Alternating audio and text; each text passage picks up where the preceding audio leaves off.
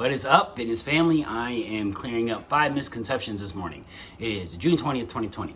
And these are 5 things that you hear really often that just aren't true about fitness and fat loss. Number 1 is belly fat. People say it's marketed that way. This diet will help you lose belly fat. This product will help you lose belly fat. I want to lose belly fat.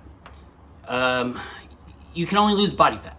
It's like saying I want to lose fat off of this side of my face, but not this side of my face. It just doesn't work that way. You have to lose fat everywhere. You hold the most fat at your belly because that's where your organs are. That's where it goes first, and that's where it comes off last. But it will come off evenly, proportionately, as you lose body fat. You just have to really work at it for a long time before your actual belly goes down. But by the time the belly goes down, everything else looks awesome.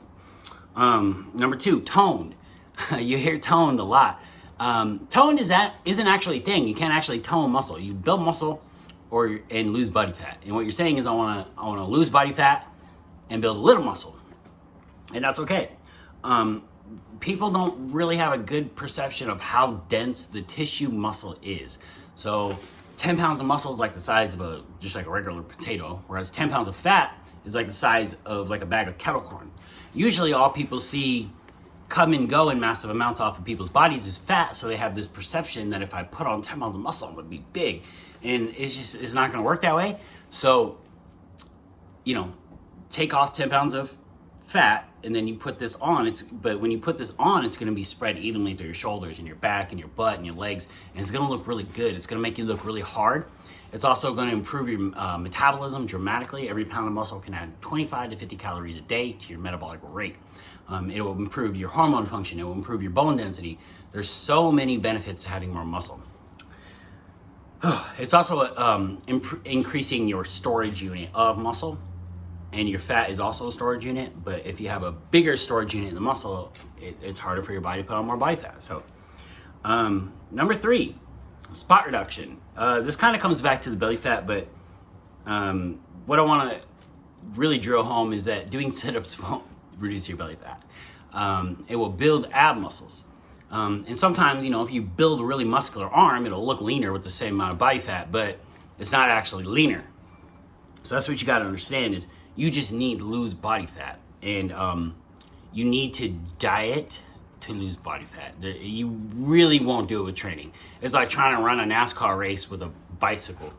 You just can't keep up. You can't burn enough calories to keep up with eating that is not monitored. If you're just eating whatever and you got tons of calories coming in, there's no way you can exercise that much unless you're doing like long endurance sprints like triathlons and stuff. Those are like, there's very, very, very few athletes that can actually burn enough to eat whatever they want. Number 4, making slightly better decisions probably won't work. And I have a couple examples here. I had a consultation one time and somebody said they were eating whole wheat bread with peanut butter on top and with bananas on top of that. And while none of those things individually are unhealthy, they're all healthy choices.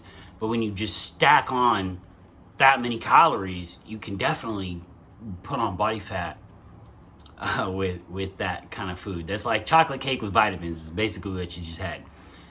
You need balanced meals.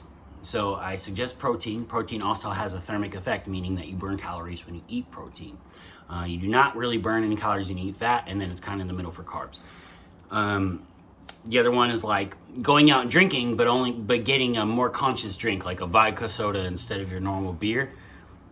You probably won't see results by making minimal changes like that. You might in the very beginning, because it is changing something from nothing. But if you really are trying to like dial it in, you're gonna need to like commit to a calorie number and get into a caloric deficit on a consistent basis. So just slightly better decisions isn't gonna do it. You actually gotta get into a program. Number 5, every diet out there is just another means to a deficit. Fasting is not magical. Keto is not magical. Carnivore or paleo is not magical. There's nothing happening hormonally that's giving you better results than just eating a balanced diet at a deficit. I push balanced diet, carbs, fat, protein evenly throughout the day. reduce carbs here and there, but ultimately never going full keto. Keto is a medical diet for people who are unable to be active, but keto has become very popular because it's easy to stick to eggs and bacon. Long term, it's really bad for your cholesterol, but I've seen it work for people. You can eat all the fat you want, pretty much. No, you can't. You got to still be in a deficit. And when you completely exclude one full macronutrient, carbohydrates, it's going to be easier to achieve. The other thing is that when you eat that much fat, your satiation is pretty high, so you're not super hungry. People who usually feel decent when doing keto. But there's no magic to being in ketosis, or burning ketones for fuel doesn't magically burn more fat than just eating balanced diet. Same with fasting. I've seen fasting work for people because, if you're just not eating for a long period of the day, then yeah, it's going to be easier to achieve a deficit. But you'll hear things like, well, growth hormone surges, and for that reason, you'll burn more body fat. But there's different kinds of growth hormone, and that's not the growth hormone that burns fat. It's not like an exogenous growth hormone, trust me.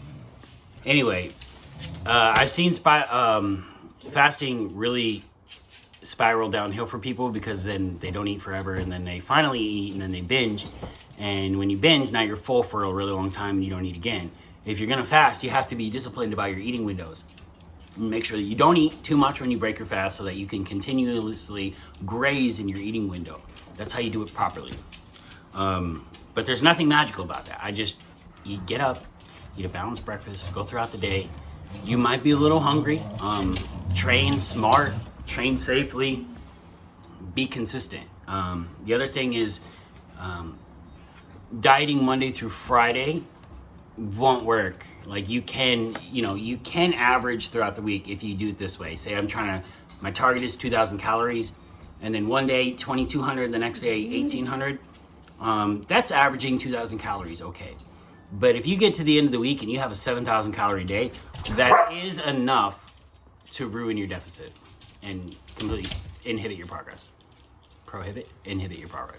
Anyway, if you ask questions in the comments, I will answer them. Yeah. Have a good day.